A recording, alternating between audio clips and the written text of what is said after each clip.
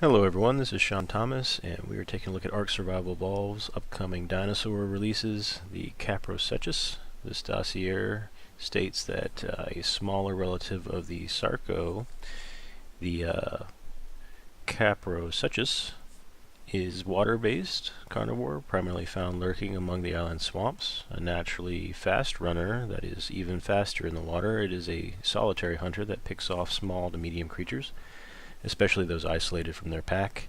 When attacking, Kaprosuchus uses two main tactics. First, it patiently waits below the water surface, and when the target is sufficiently close by, will perform a lateral jump that it uses to quickly close distance with its prey and drag it underwater.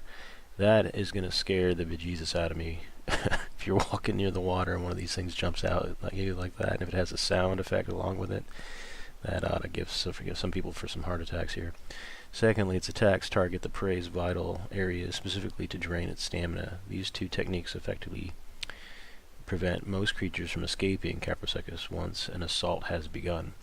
Survivors are generally split about the usefulness of Kaprosuchus. Some love its speed, both in and out of the water, essentially making it among the fastest small-sized all-terrain mounts when traveling through the wetlands. Others do not like how relatively frail the Kaprosuchus is and do not think its high speed and damaging attacks make up for the shortcomings.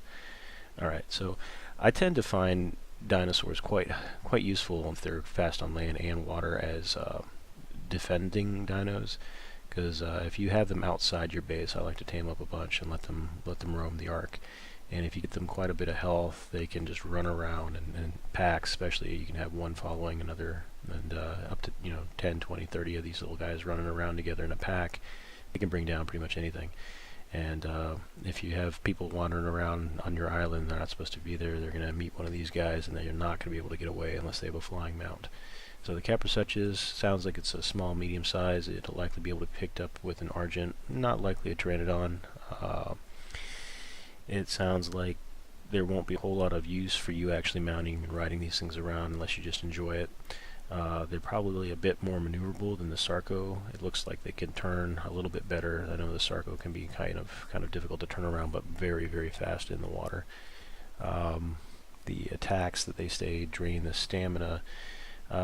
This could be pretty useful for if you're trying to kite a Rex, or like if you're doing tribe on tribe attacks. If there's a big dino and you drain its stamina, and they have to throw stim berries on it quite a lot, but they keep it in the action. But if you slow it down to the point where it can't move around, it'll still be able to attack, but it could actually pass out from the torpor from trying to attack while out of stam. Might be a tactic to use. Looks like they should be relatively quick to tame based on there being a smaller dino, and quite easily to find in the swamps as well.